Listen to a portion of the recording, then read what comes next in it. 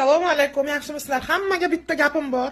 Bu opani esidan chiqib ketdi yuradigani, bu opa unutib yurishni mazza qilib yuribdi. Yo'q. Men esimdan chiqqani yo'q. Bittasi yozgan bolang bilan onangni ko'z oldingga keltir. Ular yaxshi yashashyapti, Xudoga shukr, gaplashaman har sekund, har minut. Tishimni tikkan joylarini ipini oladi doktor. Ipini olgandan keyin o'sha mana bir ikkita joyi qolgan. Shuni qiladi, keyingi hafta chiqib ketaman. Qo'yinglar, hozir chiqib ketsam jahl ustida bir narsa bo'lib qolaman yana.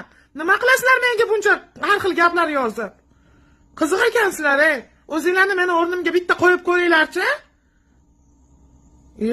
Allohim bergan har bir daqiqani, har bir minut, sekundni men kulib qarshi olaman.